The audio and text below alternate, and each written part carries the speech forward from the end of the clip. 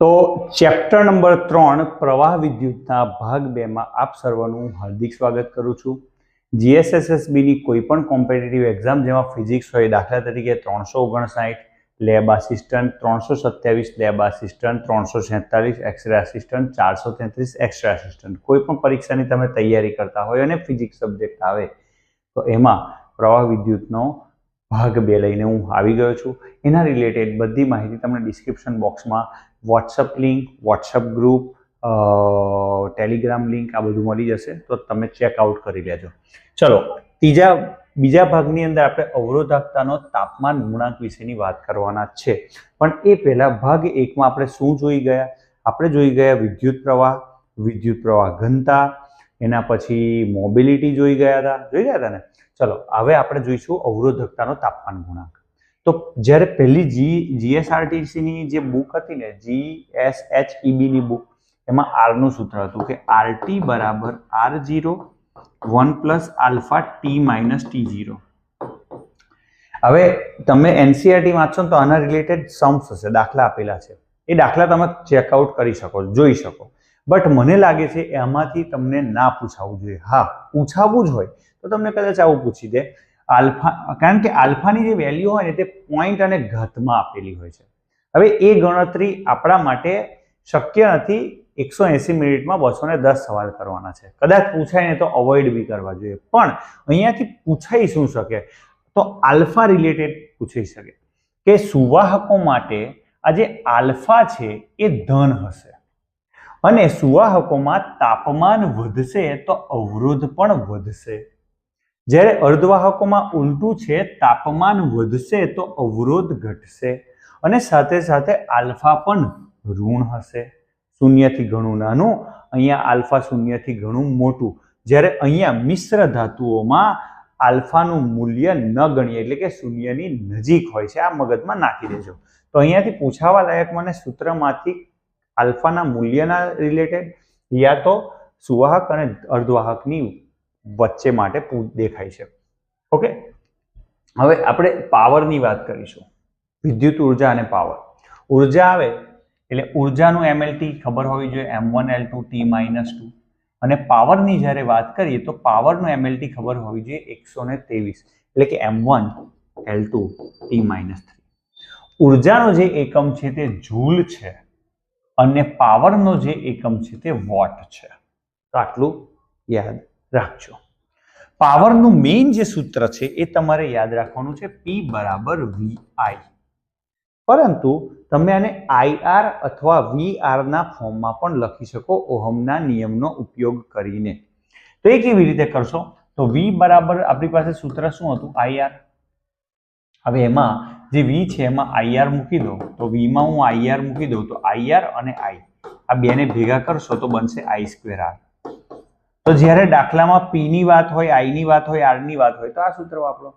જ્યારે દાખલામાં P ની વાત હોય, V ની વાત હોય ને I ની વાત હોય તો આ સૂત્ર વાપરો। હવે આપણે એક કામ કરીએ, V ને જ ગાયબ કરીએ। તો V ને ગાયબ કરવો હોય, V ને ગાયબ કર્યો, હવે આપણે I ને ગાયબ કરીએ। તો I ને ગાયબ કરવો હોય તો I ને કરતા બનાવો, તો I બરાબર V/R થશે। અને આ I બરાબર V/R આ સૂત્ર મેઇન સૂત્રમાં મૂકી દો તો ત્રીજું સૂત્ર બનશે P બરાબર VI, એમાં I ની કિંમત મૂકી દઉં, P બરાબર V, I ની જગ્યાએ V/R, તો જવાબ તમારો શું થશે? V²/R। તો આ બીજું એક પાવર બની ગયું V²/R। તો 3 સૂત્ર પાવરના અહીંયા આપણે બનાવ્યા। હવે આના પરથી દાખલા પૂછાવાની શક્યતા ભરીને છે, તો આપણે એ પણ આપણે આમાં જોવાના છે। બીજું, પાવરનો જે ઔદ્યોગિક એકમ લઈ લો, વાણિજ્યિક મીન્સ વેપારી એકમ લઈ લો, તો એ શું છે? યુનિટ છે। એટલે 1 યુનિટ એટલે શું? તો કે 1 યુનિટ એટલે કે 1 કિલોવોટ, 1 કિલોવોટ અવર। અને એ કેટલી ઉર્જા છે? તો કે 3.6 ગુણ્યા 10⁶ જૂલ। હવે જો આને મારે અઘરું બનાવવું હોય, જો હું પેપર સેટર હોઉં તો હું શું કરું? 10⁻³ ગુણ્યા 10⁻³ છે, આ 10⁻³ ને હું કિલો કહી શકું, એટલે કે કિલો જૂલ। ઓકે, એટલે કે 3.6 ગુણ્યા 10 ની 3 ઘાત કિલો જૂલ, અથવા તો 10 ની 6 ઘાતને હું શું કહી શકું? Mega joule. 3.6 mega joule. તો હું તમને ઓપ્શન આપું કે ભાઈ નીચેનામાંથી એક યુનિટ બરાબર કેટલા? તો આ ઓપ્શન સાચો છે. ખાલી જૂલમાં આપે તો આ ઓપ્શન સાચો છે, અને કિલો જૂલમાં આપે તો આ ઓપ્શન સાચો છે. તો થોડુંક વિચારજો, સમજો હું શું કહેવા માંગુ છું, હું શું ભણાવવા માંગુ છું. મેં તમને હંમેશા કીધું છે કે તમે ચોપડી જ વાંચો, પરંતુ સાથે સાથે તમે ચોપડીની અંદર જે આપેલું છે એ જ બધું પૂછાવાનું નથી. પેપર સેટરનું એવું માનસિકતા છે કે ફિઝિક્સ ઓવરઓલ વિદ્યાર્થીને આવડતું હોવું જોઈએ. બાજુમાં દાદા બાજુમાં છે. ચલો નેક્સ્ટ 21મો પ્રશ્ન. એટલે આગળ ઓલરેડી આપણે બીજા 20 કરી ગયા છે, બરાબર. હવે આપણે નેક્સ્ટ ક્વેશ્ચન પર આવ્યા કે ભાગ 1 ની અંદર, આ ભાગ 2 માં અર્ધવાહકો માટે આલ્ફાની વેલ્યુ ઋણ. પ્રમાણિત અવરોધ બનાવવા માટે મેંગેનીઝ અને કોન્સ્ટન્ટન મિશ્ર ધાતુનો ઉપયોગ કેમ કરવામાં આવે? તો કે એનો આલ્ફા શૂન્યની નજીક છે. આલ્ફા શૂન્યની નજીક છે એનો મતલબ સમજો કે આલ્ફા, આ સૂત્રની વાત કરીએ આપણે. સૂત્ર આ હતું ને. હવે જો આ સૂત્ર છે અવરોધ, આ અવરોધકતા બંને પર લાગુ પડે. અવરોધને લંબાઈ વડે ભાગી કાઢો તો આ સૂત્ર બને અવરોધકતા વાળું. તો RT બરાબર R0 1 plus alpha T minus T0. હવે જો આનું મૂલ્ય જ શૂન્યની નજીક હોય એનો મતલબ કે આખું ટર્મ જશે. આ આખું ટર્મ જશે તો R0 એકા R0, એટલે કે તાપમાન બદલાશે તો પણ અવરોધ એવો ને એવો રહેશે. એટલે પ્રમાણિત અવરોધ કોને કહેવાય? પ્રમાણિત અવરોધ એવો કહેવાય કે તાપમાન ભલે બદલાયા કરે પણ અવરોધ ના બદલાવો જોઈએ. તો પ્રમાણિત અવરોધ બનાવવા માટે આલ્ફાનું મૂલ્ય નાનું હોય એવા મેંગેનીઝ અને કોન્સ્ટન્ટન મિશ્ર ધાતુનો આપણે ઉપયોગ કરીએ છીએ. પૂછાઈ શકે એવો એક MCQ. એના પછી 1 કિલોવોટ અવર એટલે કેટલા જૂલ? 3.6 ગુણ્યા 10 ની 6 ઘાત જૂલ. એના પછીનો નેક્સ્ટ ક્વેશ્ચન 220 વોલ્ટ. ચલો V આપી દીધું, પાવર P1 આપી દીધું, પાવર P2 આપી દીધું. હવે કોનો અવરોધ ઓછો હશે? હવે અહીંયા ગણતરી કરવા બેસે ને તે બધા મૂર્ખ કહેવાય. તમારામાંથી કોણ કોણ મૂર્ખ છે કોમેન્ટ કરજો. અને મૂર્ખ ના હોય ને હોશિયાર હોય તે હું કરું એવું થાય. શું થાય કે PV અને R ત્રણનું સૂત્ર કયું છે ભેગું સૂત્ર? તો એક આ છે PV અને R. ઓકે, ભૂસી કાઢ્યા, ફરીવાર આપણે લાવી દઈએ ભાઈ, એમાં શું મોટી વાત છે. P બરાબર VI. હવે અહીંયા સૂત્ર આપણું હતું V બરાબર IR. આ સૂત્ર મૂકી દો અહીંયા, તો P બરાબર IR ગુણ્યા I એટલે કે I²R. તો એક બીજું સૂત્ર આ બની ગયું, પહેલું સૂત્ર આ છે. હવે અવરોધ પણ હોય, વોલ્ટેજ છે નહીં, તો આપણે આની અંદર શું કરીએ? I ની જગ્યાએ આપણે આ સૂત્રમાંથી I લાવો, V બરાબર IR. તો શું થશે? I બરાબર V/R. આ કિંમત અહીંયા મૂકો તો ત્રીજું સૂત્ર મળશે. તો V બરાબર VI અને V નો V રાખીશું, I ની જગ્યાએ V/R મૂકીશું. તો જવાબ શું બનશે? V²/R.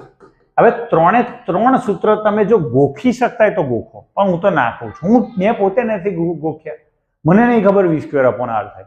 હું તો તારવી લઉં, 2 સેકન્ડની વાત છે. P બરાબર VI, તે એક જ સૂત્ર યાદ રાખવાનું છે. P બરાબર VI, P બરાબર I²R અને ત્રીજું P બરાબર V²/R. જ્યારે પણ ઉષ્મા રૂપે જ્યારે ઉર્જા વ્યય થતો હોય ત્યારે ઓલવેઝ સૂત્રમાં આ જ આવે છે. હવે અહીંયા તમે જુઓ, V આપ્યો છે, P આપ્યો છે ને અવરોધની વાત કરી છે. P આપ્યો છે, V આપ્યો છે ને અવરોધની વાત કરી છે. અવરોધ કોનો વધારે છે એટલે અવરોધને કરતા બનાવવાનો. તો આમાં અવરોધ કરતા બનાવો, R બરાબર શું થશે? V²/P થશે.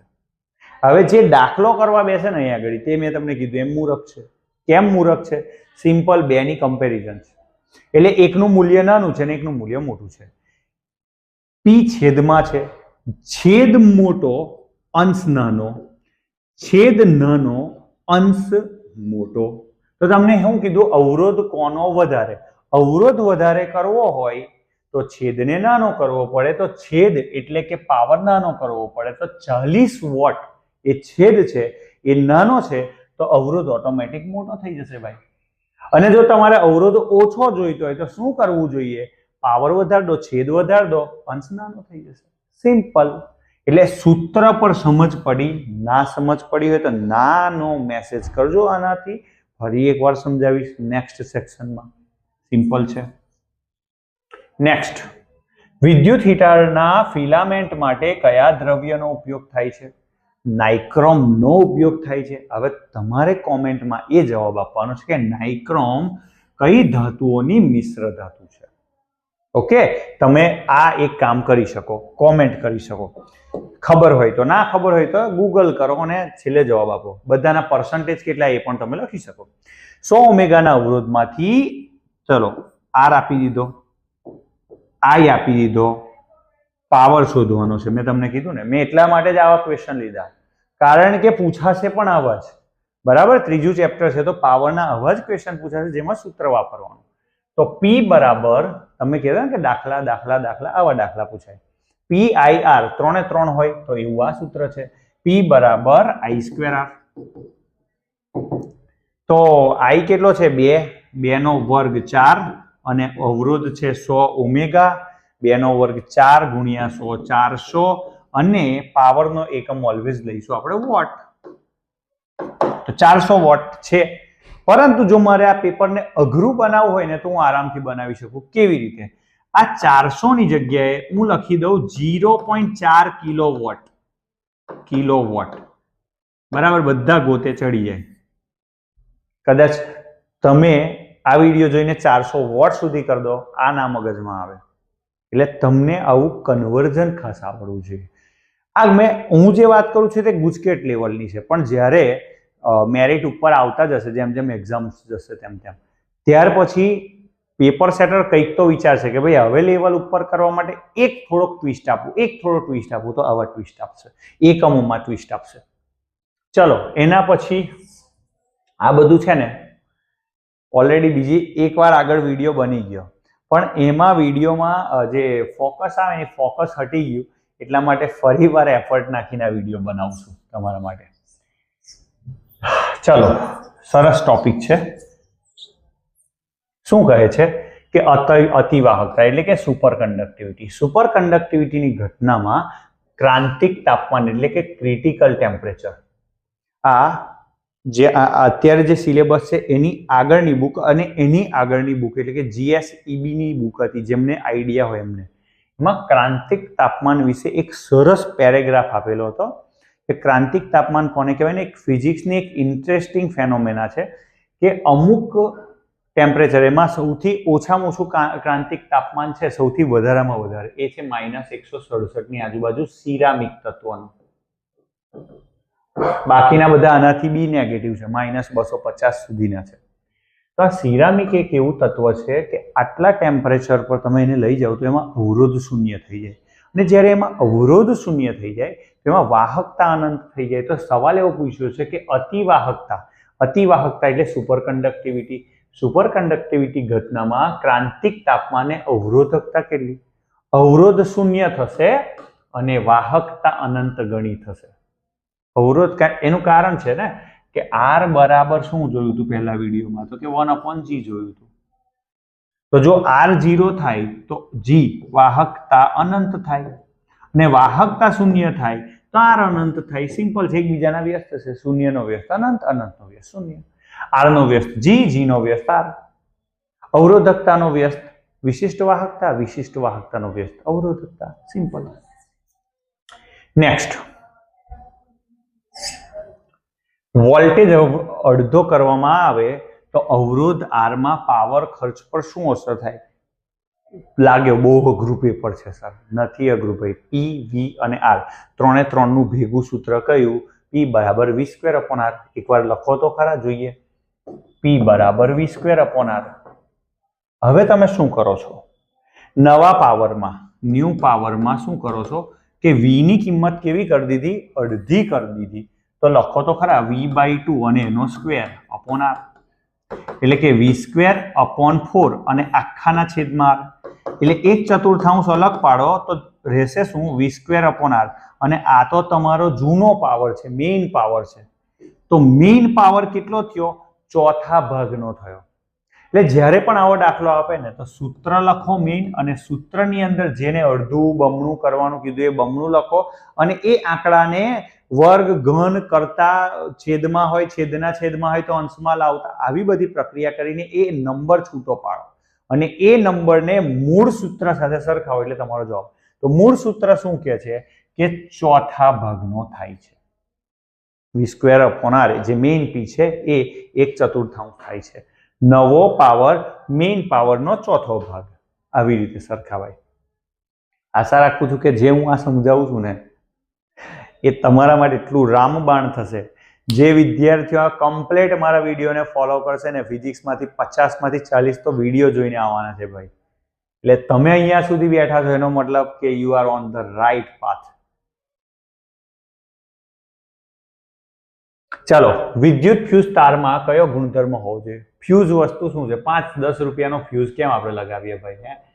ફ્યુઝ કેમ લગાવીએ? પહેલા મને યાદ છે મારા દાદા ઘરે ફ્યુઝ બાંધતા હતા. નાનો પાતળો, એમ તો ખરેખર ફ્યુઝ એનો ના બંધાય, એના માટેની એક મિશ્ર ધાતુ આવે, કઈ આવે તે તમે કોમેન્ટ કરજો. બટ દાદા કોપરનો પાતળો વાયર લઈને બાંધતા હતા અને ફ્યુઝ નાખતા હતા. પછી જ્યારે બી વધારે એમ્પિયર આવે ને તો એ ફ્યુઝ બળી જાય. ઓકે, તો દર 2-3 મહિને આવું થતું હતું. મેં જોયું છે આ વસ્તુ. દાદા ફ્યુઝ બાંધતા હતા. 1-2 વખત દાદા ઘરે નતા તો મેં પણ બાંધેલો છે ફ્યુઝમાં. તાર બાંધવાનો આવે કઈ છે નહીં.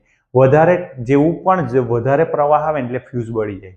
ફ્યુઝ બળી જાય ને એટલે લાખો રૂપિયાની વસ્તુ, એટલે કે ટીવી, ફ્રીજ, એ વખતે હજારોની હશે, અત્યારે તો લાખો રૂપિયાની. 50,000 રૂપિયાનું ટીવી, 50,000 રૂપિયાનું ફ્રી, લાખ તો નહીં થઈ ગયા. 50,000 રૂપિયાનું એસી, 2-3 એસી હોય, પંખા, આ બધી વસ્તુ બચી જાય 5-10 રૂપિયાના તારમાં.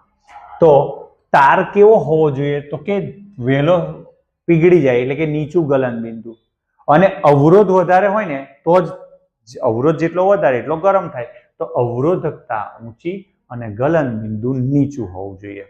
અને છેલ્લો પ્રશ્ન, શુદ્ધ ધાતુ માટે તાપમાન વધતા વાહકતામાં શું ફેરફાર આવશે? તો વાહકતા એટલે તમે સીધું વધે, ના વધે ભાઈ, ના વધે.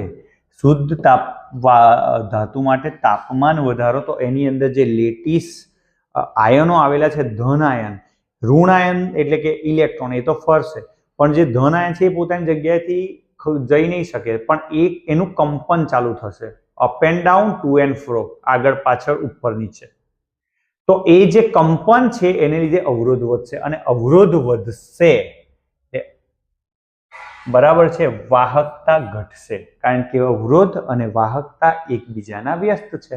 તો અલ્ટિમેટલી જે પણ ક્વેશ્ચન આવે છે ને વિદ્યાર્થી મિત્રો, એ આવે છે મેઇન બેઝિક કોન્સેપ્ટ, જે આ ચેપ્ટરમાં, આ ટોપિકમાં આ છે. તો આની સાથે આપણે ભાગ 2 પૂર્ણ કરીએ છીએ. નવા ભાગમાં મળીશું ભાગ 3 ની અંદર.